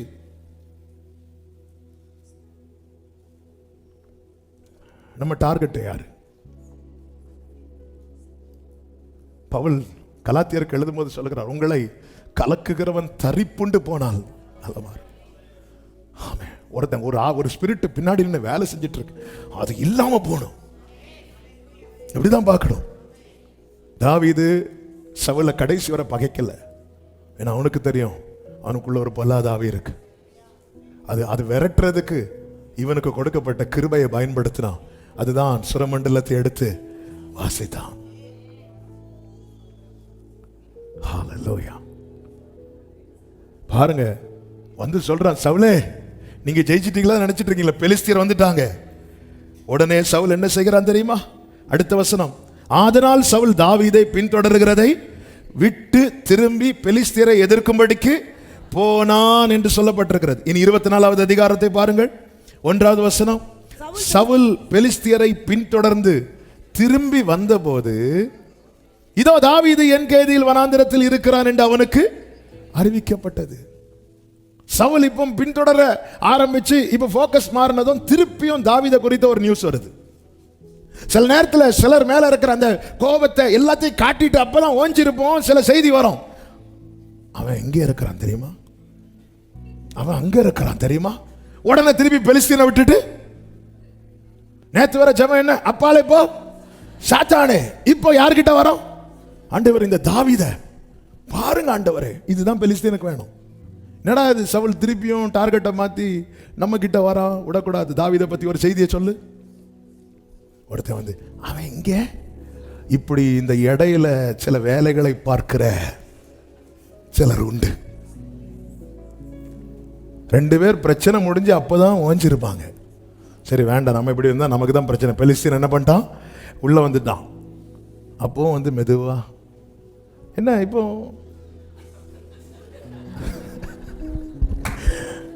திருப்பி சேர்ந்தாச்சோ நீங்க, ஏன்னா இவங்களுக்கு உள்ள எரியுது. என்ன ஸ்டேட்டஸ் ஒன்னே காணோம். உடனே திருப்பியும், அப்பொழுது சவுல் இஸ்ரவேல் அனைத்திலும் தெரிந்து கொள்ளப்பட்ட 3000 பேரை கூட்டிக் கொண்டு, இந்த இடத்துல தான் சவுல் தாவீது கையில வசமா மாட்டுறான். தாவீது அப்படி செய்யல. தாவீது இப்பொழுது ஒரு சைடுல நின்று சத்தம் போட்டு சவுலை கூப்பிட்டு சொல்லுகிறான். 14வது வசனத்துல, இஸ்ரவேலின் ராஜா யாரை தேட புறப்படுகிறார், ஒரு செத்த நாயையா. உண்மையிலே சவுல ராஜாவார் இல்லாதபடி கர்த்தர் தள்ளிட்டார். கர்த்தர் மனதில் இப்ப தாவீது தான் ராஜா. ஆனாலும் தாவீது சவுல இன்னும் யாராதான் பார்க்கிறான் தெரியுமா, அவன் தான் ஜெயிப்பான், அவன் தான் ஜெயிப்பான். ஹல்லேலூயா, கர்த்தருக்கு மகிமை உண்டாவதாக. அவன் தான் ஜெயிப்பான்.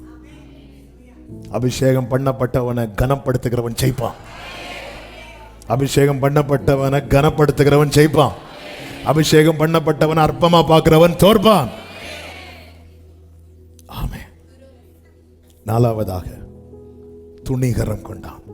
அந்த துணிகரம் தான் வாசிக்க வேண்டாம் சொல்லுகிற 1 சாமுவேல் 22:18 85 ஆசாரியர்களை, அதுவும் சணல் நூல் ஏப்போத்தை தரித்திருக்கும் 85 ஆசாரியர்களை கொன்றான். இதே சவுல் ஆரம்பத்தில் ஒரு ஆசாரியனை, அதாவது சாமுவேலை தீர்க்கதரிசி தேடி போனான். இப்பொழுது கொலை செய்ய போகிறான். அவர்கள் ஊழியத்தை முடிக்கும்படி கொஞ்சம் கூட தெய்வ பயம் இல்லை. எளிதில் கத்தி எடுக்கிறான், எளிதில் விரல் நீட்டுகிறான், எளிதில் வார்த்தையை விடுகிறான். நோக்கம் மாறுகிறவன் ஊழியங்களுக்கும் தடையாய்தான் இருப்பான். நோக்கம் மாறுகிறவன் இருக்கிற இடத்துல ஊழியம் சரியா நடக்காது. எளிதில் அன்னைக்கெல்லாம் தேடி போறான். வெறுமையா நான் எப்படி போவேன், வேலைக்காரன்ட்டு காணிக்கை வாங்கிட்டு போனவன் இன்னைக்கு போய் ஊழியம் செய்து கொண்டிருக்கிற 85 பேர். நிர்விசாரம், துணிகரம். நானே தீர்க்க தரிசனம் சொன்னவன் இவன் யாரு புதுசா வந்துட்டு, தேவன் கொடுத்த கிருபை வரங்க ஈஸியா பேசுறது. ஆண்டவர் என்கிட்ட அப்படி சொன்னார் இப்படி சொன்னார் சொல்லிட்டு ஊழியர்களை கண்ணா பின்னான்னு பேசுறது. ஊழியர்களை அப்பாயிண்ட் பண்ணது கர்த்தர், நியமித்தது கர்த்தர். தேவன் தெரிந்து கொண்டவன் மேல் குற்றம் சாட்டுகிறவன் இவன். கத்தி எடுன்னு சொல்லும் போது ஒருத்தன் தயங்கினான். எல்லாரும் தயங்கிட்டாங்க. ஆனா இன்னொருத்தன் வந்து வெட்டி போட்டான் 85 பேரை. ஆமென். தேவ பிள்ளைகளே, நல்ல கவனமா இருக்கணும். ஆவியானவர் பேசிக் கொண்டிருக்கிறார். உன் ஆரம்பம் நல்லா தான் இருந்துச்சு, ஆனா எங்க போயிட்டு? தேவ சமூகம் என்றால் இருக்கிற அந்த பயம் எங்கே? அந்த பயபக்தி எங்கே? ஒரு விஷயம் பைபிள் படிச்சு முடிச்சாலே ஏதோ சாதிச்சது போல. அப்படின்னா நம்மளை விட ஒவ்வொரு எழுத்தும் தெரிந்தது யார் தெரியுமா? அதை பிரிண்ட் பண்ண ஆளுக்கு. இப்பதான் கம்ப்யூட்டரைஸ்ட் எல்லாம் ஆயிட்டு. அந்த காலத்துல ஒவ்வொரு எழுத்தா தானங்க வைத்து பிரிண்ட் பண்ணாங்க. அவங்களுக்கு ஒரு புள்ளி எங்க இருக்கும், எல்லாம் ஒரு கமா எதுல வரும், எல்லாமே தெரியும்ல அவங்களுக்கு. தெரிஞ்சவங்கள ரட்சிக்கப்பட்டவங்களா? எங்களுக்கு தெரியாத வசனமா? எங்களுக்கு தெரியாத ஒரு இடத்துல இப்படிதான் போயிட்டு ப்ரீச் பண்ணிட்டு இருக்கும்போது ஒருத்தர் வந்தார். அந்த இடத்துல ஒரு சீனியர் நினைக்கிறேன் அந்த சர்ச்சில். தம்பி பரவாயில்ல பரவாயில்ல நல்லா இருக்கு. இந்த டாபிக் எடுத்தது நான் நினைச்சேன், என்ன இதான் பேச போறீங்கன்னு. பரவாயில்ல, கொஞ்சம் புதுசா இருக்கு. அப்பவே நினைச்சேன் இது போக்கு. இது சிலருக்கு என்னன்னா, நாங்க கேட்காத பிரசங்கமா, எப்படி தான் பேச போறீங்க எல்லாம். இந்த நிர்விசாரம் துணிகரம் இல்ல. 120 வயசுல ஈசாக்க மோரியா மலையில கொண்டு போய் வைக்கும் போது, ஆபிரகாமேன்னு சொல்லும் போது அவன் சொல்லுகிறான், அடியே. அவன் தாங்க அங்க இருப்பான். நீ எவ்வளவு வளர்ந்தாலும் உயர்ந்தாலும், இன்னைக்கு கூட இருக்கிறவங்க எல்லாம் கை போடல, ஆனா ஒருத்தன் வந்துட்டான், வந்து கையை நீட்டிட்டான். தோவேக் என்பவன் ஆசாரியர்கள் மேல விழுந்துட்டான். துணிகரம். எளிதில் யாரையும் குற்றப்படுத்தி பேசாதிருங்கள். அதனாலதான் பைபிள் சொல்லுகிறது, கேட்கிறதற்கு தீவிரமாயும் பேசுகிறதற்கு தாமதமாயும். 5வது, தவறான பாதையை தெரிந்தெடுத்தான். 1 சாமுவேல் 28:5 சொல்லப்பட்டிருக்கிறது, சவுல் பெலிஸ்தரின் பாளையத்தை கண்டபோது பயந்தான், அவன் இருதயம் மிகவும் தத்தளித்தது. இதுக்கெல்லாம் ரீசன் யாரு? அவன்தான். நோக்கத்தை மாறி நன்மை செய்கிறவனை துரத்தி துரத்தி துரத்தி விரட்டி விரட்டி இன்னைக்கு அநேக குடும்பங்கள்ல இந்த பிரச்சனை தான் இருக்கு. புருஷனுக்கு மனைவி வீட்டில் உள்ளவங்கள பிடிக்காது, அதை வச்சு மனைவி அட்டாக் பண்றது. மனைவிக்கு புருஷன் வீட்டில் உள்ளவங்கள பிடிக்காது, அதை வச்சு புருஷன் அட்டாக் பண்றது. பெலிஸ்தியன் வந்து செட்டு போட்டு 3 வேளை சாப்பிட்டுட்டு இருப்பான். மருமகளுக்கு மாமியாரை பிடிக்காது, மாமியாருக்கு மருமகளை பிடிக்காது. இப்படிதான் பிரச்சனை. இன்னைக்கு ஒரு கட்டம் வரும், பெலிஸ்தியரின் பாளையத்தை கண்டபோது, அவன் பாளையமே போட்டு இருக்கிறான். நேத்து வரை அணிவகுத்து நின்னா, நீ நோக்கத்தை மாறி ஓடினதும் வீட்டில தான் குடியிருக்கிறான். உன் வீட்டில தான் குடியிருக்கிறான். பாளையத்தை கண்டு பாளையமே போட்டுட்டான், டென்ட் போட்டு உட்கார்ந்து இருக்கிறான். ஏன் சவுலை இவ்வளவுத்துக்கு நீ இடம் கொடுத்த? சும்மா ஏதோ ஒரு காரியத்தை மனசுல வச்சுட்டு அவனை இவ்வளவு துரத்தி துரத்தி துரத்தி உன் வீட்டுல பெலிஸ்தியனை கூடாரம் போட வச்சுட்ட பத்தியா? ஏங்க ஜெயிக்க முடியல? ஒரே லைஃப்ங்க, கண்ண மூடி திறக்கிறதுக்குள்ள போயிரும், என்னைக்கு போகும்னு தெரியாது. இங்க சான்ஸ் இருக்கு, அங்க சான்ஸ் கிடையாது. அங்க புத்தகங்கள் திறக்கப்படும், இங்கே கிருபையின் கரங்கள் திறக்கப்படுது, கிருபையின் கண்கள் திறக்கப்படுது. அங்க புத்தகங்கள் திறக்கப்படும், அதுல என்ன எழுதி இருக்கிறதோ எழுதி இருக்கிறது எழுதி இருக்கிறதா. ஆண்டவரே, மறு பரிசீலனை எல்லாம் கிடையாதுங்க. ஆண்டவரே, உமது நாமத்தினாலே தீர்க்க தரிசனம் உரைத்தமே அக்கிரம செய்கைக்காரரே. ஆண்டவர் அங்க என்ன சொல்ல, எனக்கு ஒண்ணு தெரியாது போம்பார். அவர் கிருபாசனத்தில் இருக்கிறத மட்டும் தான் பார்த்து ரசிச்சிட்டு இருக்கிறோம். அவர் நியாயாசனத்தில் இருந்து நியாயம் தீர்க்கிற நாள் வேகம் வரப்போகிறது. யாரை ஏங்க ஜெயிக்க முடியல? ஏன் ஜெயிக்க முடியல? உன் நோக்கத்தை மாற்று. எதிராளியாய் பிசாசவை, உன் சகோதரனை வைக்காத, உன் குடும்பத்தை வைக்காத. நம்ம வச்சு அந்த பகையை அடுத்த தலைமுறைக்கு கடத்திடணும். பிள்ளைங்க வளரும் போது அப்படியே தாயார் எப்படி பேசுறாங்களோ, தகப்பன் எப்படி பேசுறாங்களோ அப்படியே அந்த பிள்ளையும் பேசணும். அதை கேட்டுட்டு ஏன் பிள்ளை, அது ஏன் பிள்ளை, பாத்தீங்களா, ஏன் பிள்ளை. ஏன் அப்பா கிட்ட பேசாத, இந்த அப்பா அம்மா கிட்ட பேசாத. சில சொல்லுவாங்க அம்மா அம்மா கிட்ட பேசாத, அம்மம்மா எம்மம்மா, இவங்க கிட்ட பேசாத, அவங்க கிட்ட பேசாத, இவங்கள அவங்கள்ட்ட அப்படியே இரு. நான் யாரை பார்த்து முறைக்கிறேன்னு நீ அவங்கள பார்த்து முறை அடுத்து குறை. ஏங்க யாரை செட் பண்றோங்க? என் எதிராளி யாரு? இன்னைக்கு அவன் வந்து பாளையம் போட்டு வீட்டில் இருக்கிறான். அதை கண்ட போது நேற்று வரைக்கும் வருவான், இவன் போவான், வருவான் போவான், இவன் போக்கஸ் மாறினதும் பார்த்தான். ஏய், பவுலின் கையில் இருக்கிற பட்டயத்தை வச்சு நம்மளை அடிக்க மாட்டான், நீ கிட்ட போகவே விடாத. அவன் ஜபமே என்ன தெரியுமா? ஆண்டவரே, அவ இன்டர்வியூக்கு போற, அவளுக்கு கிடைக்கவே கூடாதப்பா. ஏதோ லேண்டு வாங்க போறதா செய்தி வந்து, ஆண்டவரே மழை வந்து அந்த பாலிஸ்தியம் பாப்பா, பரவாயில்ல வா வா வா வந்து உக்காந்துரு. ஆண்டவரே, ஏதோ அந்த வீட்டில் திருமண லைன்ஸ் பேச்சு நடக்குது. ஆமேன். அந்த மாப்பிள்ளை வீட்டுக்காரங்க போற வழியில டயர் மட்டும் பஞ்சர் ஆயிட்டு, இப்படியெல்லாம் ஜோம் பண்றாங்க. ஆமேன். சிலர் நினைக்கிறீங்க, எப்படி நம்ம ஜெபம் இவருக்கு கேட்டது? ஏன்னா இந்த ஜெபம் கர்த்தருக்கு கேட்காது. அதனால அப்படி பரவி பரவி பரவி பரவி.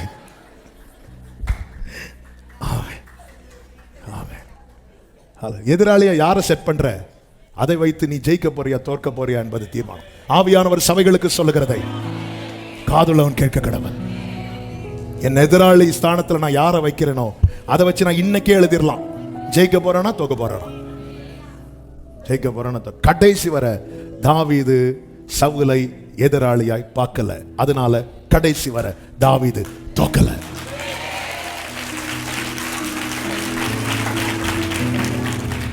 சவுல் மரித்த போது தாவீது விருந்து வைக்கவில்லை, சவுல் மரித்த போது தாவீது புலம்பினான். அப்படின்னா மனதுல கூட சவுல தாவீது எதிராளியா நினைக்கல. நேரம் போகிறது, 2 வசனத்தை வேகமா சொல்லி ஜெபிக்கிறேன். அவன் இருதயம் தத்தளித்துக் கொண்டிருந்த போது, 6வது வசனம், சவுல் கர்த்தரிடத்தில் விசாரிக்கும் போது, இப்ப போய் விசாரிக்கிறான். கர்த்தர் அவனுக்கு சொப்பனங்களிலாவது ஊரீமினாலாவது தீர்க்கதரிசிகளினாலாவது மறு உத்தரவு. ஏன் அவ்வளவு இருந்தே நீ கொன்னுட்டியப்பா? இப்போ ஆண்டவர் பேசல, ஒரு பதில் வரல. எனக்கு நான் தத்தளிக்கும் போதெல்லாம், ஒரு காலத்தில் என்னை கூப்பிட்டு பயப்படாதுன்னு பேசிட்டு இருந்தவர், இன்னைக்கு தத்தளிக்கும் போது ஒன்றும் பேசலைன்னா நான் ரொம்ப ரொம்ப ஆபத்தின் விளிம்பில் இருக்கிறேன்னு அர்த்தம். அந்த இடத்துல அவன் தன்னை திருத்திக் கொள்வதற்கு பதிலாக அவன் என்ன செய்தான் தெரியுமா? 5வது, தவறான பாதையை தெரிந்தெடுத்தான். அதுதான் அடுத்த வசனத்திலே சொல்லப்பட்டிருக்கிறது. அப்பொழுது சவுல் தன் ஊழியக்காரரை நோக்கி, அஞ்சனம் பார்க்கிற ஒரு ஸ்திரீயை தேடுங்கள் என்றான். இப்போ எங்க குறி கேட்க போறான்? இதே சவுல் 3வது வசனத்துல, சவுல் பிற்பகுதியில் சவுல் அஞ்சனம் பார்க்கிறவர்களையும் குறி சொல்லுகிறவர்களையும் தேசத்தில் இராதபடிக்கு ஒரு காலத்துல வேண்டான்னு விட்டுட்டு வந்தது, இன்னைக்கு வேற வழி இல்லாம போறான். ஒரு காலத்துல சாமுவேல்கிட்ட போய் வார்த்தையை மட்டும் கேட்டுட்டு வருவான். அதனால தேசத்தில் அஞ்சனம் பார்க்கிறவன் இருக்கக்கூடாது, குறி சொல்றவன் இருக்கக்கூடாது. ஓடு ஆவலம் போய். இப்பொழுது இவனுக்கு வார்த்தையே வரல. என்னெல்லாமோ ஜோமணி பார்க்கறான், வரல. எப்படி வரும்? உனக்கு வார்த்தை வரணும்னா சவுல நீ என்ன செஞ்சிருக்கணும் தெரியுமா? தாவீது கிட்ட போய் ஒப்புரவாயிருக்கணும். ஆண்டவர் சமூகத்துல அந்த ஆசாரியர்களை கொன்றதுக்காக மனம் வருந்தி அழுது இருக்கணும். செஞ்சானா? இல்ல இல்ல. ஒரே ஒரு காரியத்துக்காக மட்டும் மனம் வருந்தினான். அதுவும் மனம் திருந்தல்ல. வருந்துவோம், திருந்த மாட்டோம். ஆண்டவர் சொல்றார், மனம் வருந்தல்ல, மனம் திரும்புங்கிறார். வருந்துவோம், சே இப்படி பண்ணிட்டோமே இப்படி பண்ணிட்டோமே, அடுத்தது இப்படியே பண்ணுவோம், அப்புறம் இருந்து நம்ம எல்லாம் மனம் வருந்துறோம், மனம் திரும்ப மாட்டேங்கிறோம். இவன் வருந்துறான், திரும்பல. இனி குறி சொல்றது வேண்டாம், இனி வேண்டாம் வேண்டாம் வேண்டாம். இப்போ ஒன்றும் வரமாட்டேங்குது. சர்ச்சுக்கு போய் இருந்து பார்க்குறேன், எனக்குன்னு வார்த்தையே விளங்க மாட்டேங்குது. உடனே ஊழியர் மேலே கம்ப்ளைண்ட், அவர்கிட்ட ஆவி போயிட்டு, அடப்பாவி நீ பண்ணதையும் பண்ணிட்டு வந்துட்டு கர்த்தர் உங்ககிட்ட பேசலைன்னதும். இப்போ நேராக போகிற வழியில் ஒரு அம்மா கையில் ஒரு சின்ன கம்பு வச்சுட்டு இருக்கு.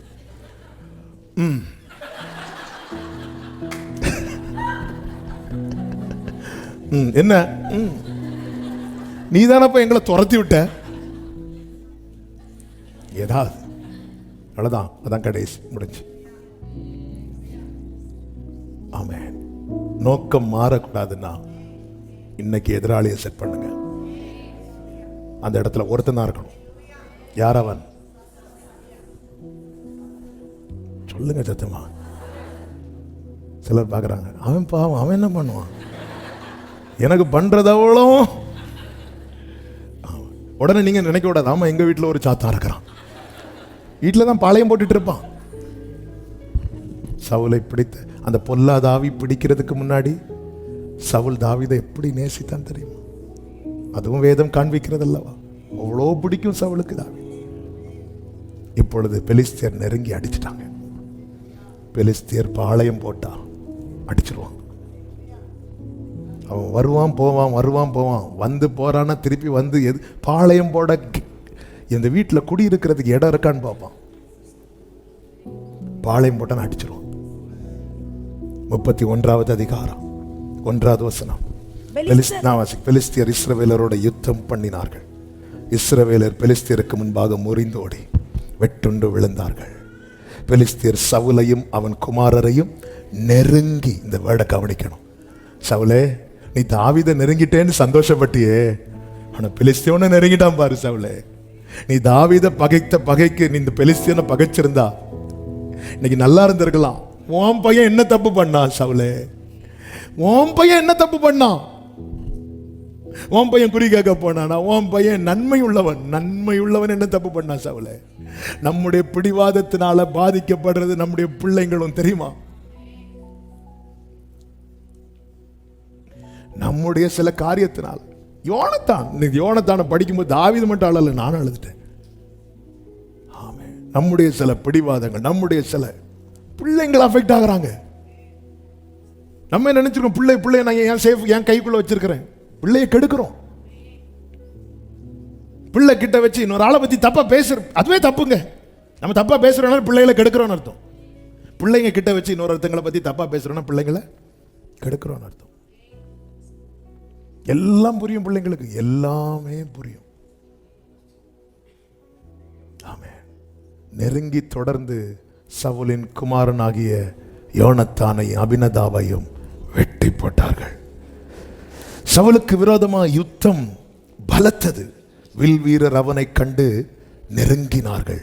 வில் வீரரால் மிகவும் காயப்பட்டு, வேதம் சொல்லுகிறது, அப்பொழுது சவுல் பட்டயத்தை நட்டு அதன் மேல், அந்த பட்டயத்தை வச்சு அவன் யாரை வெட்டி இருக்கணும் தெரியுமா?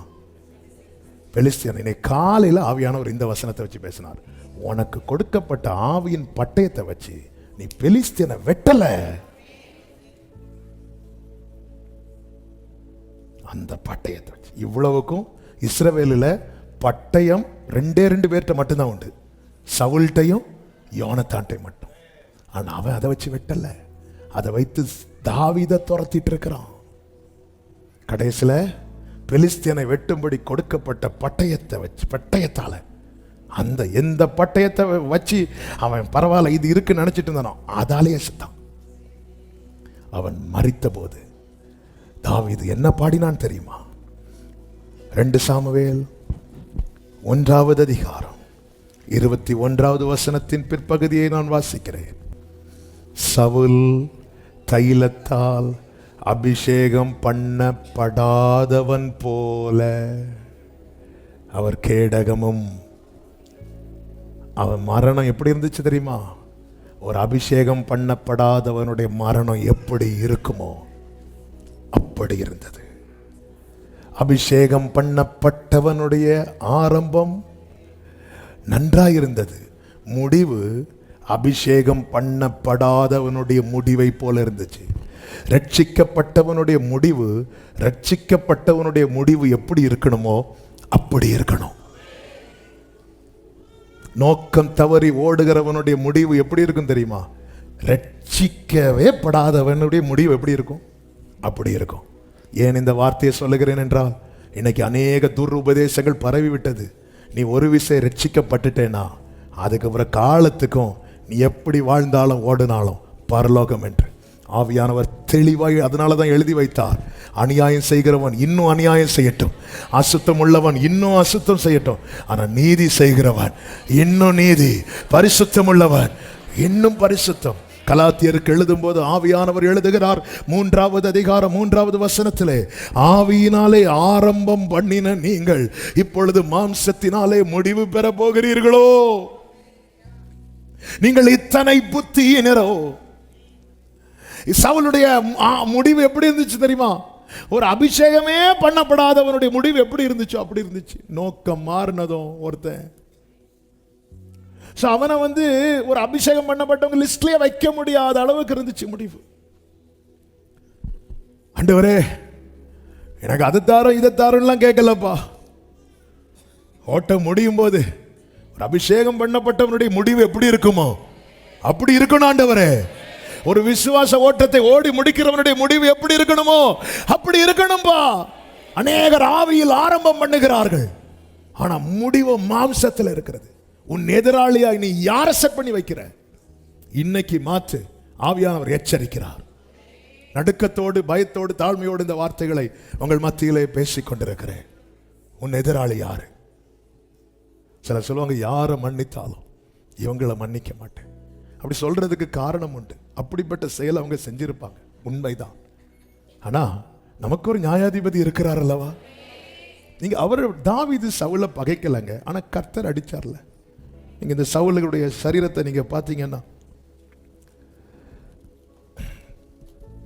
10வது வசனம் 31:10 அவன் ஆயுதங்களை அஸ்தரோத் தேவனுடைய கோவிலிலே வைத்து. யாருடைய ஆயுதங்களை யார் எடுத்துட்டு போறாங்க? சவுலுடைய ஆயுதங்களை பெலிஸ்தியர் எடுத்துட்டு போய் எங்க வைக்கிறாங்க? அஸ்தரோத் கோயிலிலே வைத்து அவன் உடலை பெத்சானின் அலங்கத்திலே. இப்ப சவுல் உடல் எதோட தொங்கிட்டு இருக்கு? செவரோட தொங்கிட்டு இருக்கு. இந்த செவரோட சவுல் உடல். இதை பார்க்கும்போது நமக்கு என்ன ஸ்ட்ரைக் ஆகுது தெரியுமா? இதே சவுல் தாவீத செவரோட குத்தி போட பார்த்தான். இதை தாவீது பழிக்கு பழி செய்யல, கர்த்தர் பார்த்தார். கர்த்தர் பார்த்தார். கர்த்தர் பார்த்தார். உன்னை சபிக்கிறவர்களை நான் சபிப்பேன் என்றார். உன்னை ஆசீர்வதிக்கிறவர்களை நான் ஆசீர்வதிப்பேன். உன்னை சபிக்கிறவர்களை ஆண்டவர் அவர் பதிலளிப்பாருங்க. அவர் பதில் அளிக்கணும்னா தாவீது சவுலை பகைக்க கூடாது. நம்ம ஒரு சான்ஸ் கிடைச்சா செவரோட முடிவு. இது எவ்வளவு பயங்கரமா இருக்கு பாருங்க. இஸ்ரவேல் குழந்தைகளை எல்லாம் தண்ணீர்ல மூழ்கடித்து கொல்ல பார்த்தான். யாரு? பார்வோன்.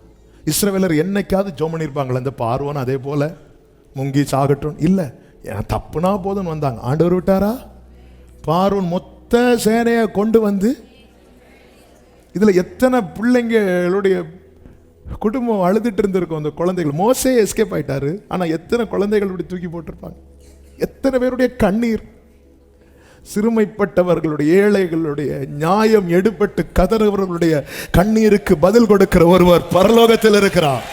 அவர் பார்த்து விட்டு சும்மா இருக்க மாட்டார். விட்டார் ஆண்டவர். அவ்வளவு பேரையும் கூட்டிட்டு பார் அப்படியே தண்ணீர்ல மூழ்க வைத்தார்ல. ஒருவன் கூட தப்பாம. பழி வாங்குதல் பதில் செய்கிறதும் கர்த்தருக்குரியது. அவர் பார்த்துப்பார். நோக்கத்தை மாற்றாத. எந்த நோட்டம் ஜெயத்துடன்.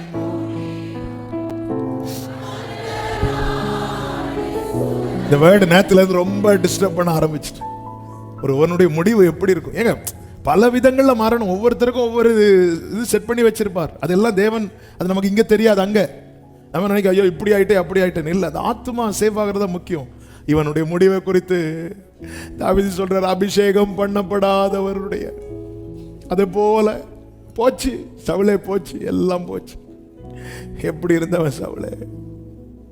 ஆவியில் ஆரம்பம் பண்ணி நானே ஜெயிக்கணும் ஜெயிக்கணும். கண்களை மூடி முடிந்த எழுந்து நிற்கலாம். இல்லை உங்களுக்கு முழங்கால் போட்டு ஜோமன்னு தோணுச்சுன்னா முழங்கால் போடலாம். ஒரு 5 minutes. நேரம் ஆகிவிட்டது. இருந்தாலும் ஆவியானவர் பாரப்படுத்துகிறார். உன் எதிராளியாய் நீ பிசாசை தவிர வேற யாரையும் பார்க்க கூடாது.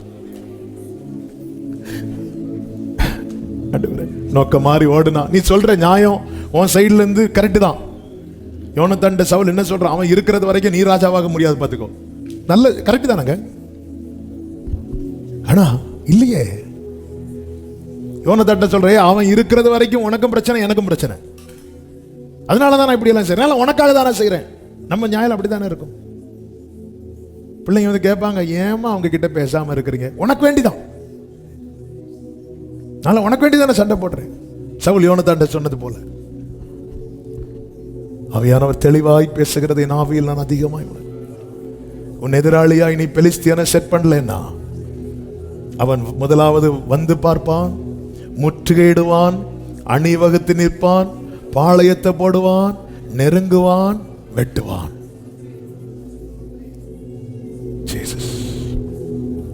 நோக்கம் மாறாது முன் செல்ல கிருபை தார்.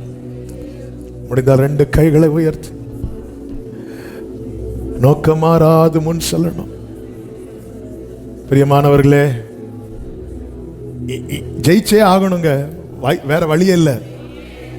உங்க எல்லைக்குள்ள பெலிஸ்தியன் பாளையம் போடக்கூடாது. இன்னைக்கு நீ உண்மையா அர்ப்பணித்தா இன்னைக்கே கர்த்தர் துரத்துவார், இன்னைக்கே கர்த்தர் துரத்துவார், இன்னைக்கே கர்த்தர் துரத்துவார். உன் எதிராளியா நீ யாரை செட் பண்ற? உன் எதிராளியாய் நீ யாரை செட் பண்ணுற? உன் எதிரி யார்? உன் எதிரி யார்? உன் உள்ளம் யாரை பகைக்கிறது? உன் உள்ளம் யாரை வெறுக்கிறது? யார் மேல் உனக்கு கசப்பு அதிகமாக இருக்கிறது? இவைகள் உன்னை தான் பாதிக்கும், உன்னை தான் பாதிக்கும். சவுளே, உனக்கு தான் பாதிப்பு. ஏன் உனக்கு உன்னால உன் பிள்ளையும் பாதிக்கப்படுது. சவுளே, இதுவா நீ அவன் மேல வச்ச பாசம்? தாவீது புலம்பும் போது என்ன சொல்லி புலம்புவார் தெரியுமா? வீட்டில் போய் இன்னைக்கு இதை படிங்க. 2 சாமுவேல் 1:23 உயிரோடு இருக்கையில் சவுலும் யோனத்தானும் பிரியமும் இன்பமுமா இருந்தார்களாம். என்ன பாசம் வச்சு என்னத்துக்கு சவுலே? உன் பிள்ளைய உன்னால இப்படி ஆயிட்டே சவுலே. பிரியமும் இன்பமுமா இருந்தாங்க. இதுவா பிரியம்? உன் பிள்ளைக்கு இப்படி ஒரு நிலைமையை கொண்டு வர இதுவா நீ வச்ச பாசம்? உன்னுடைய மாம்ச வைராக்கியம், உன்னுடைய பிடிவாதம், உன்னுடைய இருதய கடினம் உன் பிள்ளைக்கு அல்லவா பாதிப்பை கொண்டு வந்துச்சு. இந்த யோனத்தான மாதிரி ஒரு நல்ல பையனை பார்க்க முடியுமா? இப்படி ஒரு நல்ல பிள்ளைய பார்க்க முடியுமா? அநியாயமா போச்சே சவுலே, அநியாயமா போச்சு. உங்க பிள்ளைங்க மேல உங்களுக்கு உண்மையிலே பாசம் இருக்காங்க? எதிராளியாய் சாத்தான மட்டும் செட் பண்ணி வைங்க. அந்த இடத்துல வேற யாரையோ வச்சு பார்க்காதீங்க. உங்களை காயப்படுத்துறாங்களா? பரவாயில்ல, நீங்க காயப்படுத்திடாதீங்க. உங்களை யாராவது காயப்படுத்துறாங்க, அநியாயம் செய்யறாங்கன்னா பதில் செய்கிற ஒருத்தர் பரலோகத்தில் இருக்கிறார். அவர் பார்த்து விட்டு சும்மா இருக்க மாட்டார். அவர் நீதி செய்ய எழுந்தருளும் போது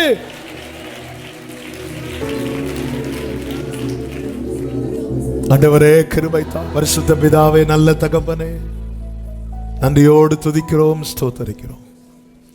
இந்த நாளில் உங்க சமூகத்தில் எங்களை கொண்டு வந்து பாட, துதிக்க, ஆராதிக்க, ஜெபிக்க வைத்து எங்க கூட தெளிவாய் பேசினீர். நாங்க அநேக காரியங்களுக்காக நோக்கத்தை மாற்றுறதுனால எவ்வளோ பெரிய இழப்பு, எவ்வளோ பெரிய தோல்வி என்பதை இந்த நாளிலே எங்களுக்கு தெளிவாய் பேசினேன். சவுலை போல, அபிஷேகம் பண்ணப்படாதவனை போல எங்க ஓட்ட முடிச்சிடக்கூடாதுப்பா. தாவீதை போல அந்த நிறைவோடு, நிச்சயத்தோடு ஆண்டவரே எங்க நோக்கம் மாறாதபடிக்கு எங்களை காத்துக்கொள்ளும். உள்ளம் உடல் எல்லாம் உமக்கு தந்தேனே, உள்ளம் உடல் எல்லாமே கள்ளம் கபடு இல்லாமல், கள்ளம் கபடு நீர் காத்துக் கொள்வீராக. எங்களுக்கு யுத்த மாம்சத்தோடு இரத்தத்தோடும் அல்ல, ஆவியானவர் இதை உணர்த்தி நடத்தும், ஒவ்வொருவரையும் ஆட்கொள்ளும், சாட்சியாய் நிறுத்தும். பெலிஸ்தியனுடைய பாளையம் இனி நம்முடைய பிள்ளைகளுடைய எல்லையில் இராதபடிக்கு கர்த்தர் முற்றிலும் அப்புறப்படுத்துவீராக, ஜெயத்தை காண பண்ணுவீராக. எல்லா மகிமை கனம் துதி ஸ்தோத்திரங்கள் ஒருவருக்கு மாத்திரம் செலுத்துகிறோம், இரட்சகர் இயேசு கிறிஸ்துவின் நாமத்தில் பிதாவே, ஆமென். சேர்ந்து சொல்லுவோம், என் ஆத்துமாவே கர்த்தரை ஸ்தோத்திரி, முழு உள்ளமே அவருடைய பரிசுத்த நாமத்தை ஸ்தோத்திரி. என் ஆத்துமாவே கர்த்தரை ஸ்தோத்திரி, கர்த்தர் செய்த சகல உபகாரங்களை மறவாதே. ஆமென். நம்முடைய கர்த்தராகிய இயேசு கிறிஸ்துவின் கிருபையும் பிதாவாகிய தேவனுடைய அன்பும் பரிசுத்த ஆவியானவருடைய ஐக்கியமும் சிநேகமும் பாதுகாவலும் நம் அனைவரோடும் எல்லா பரிசுத்தவான்களோடு கூட கர்த்தருடைய வருகை மட்டும் தங்கியிருப்பதாக. ஆமென். ஹalleluya. God bless you. கர்த்தர் உங்களை ஆசீர்வதிப்பாராக. ஆமென்.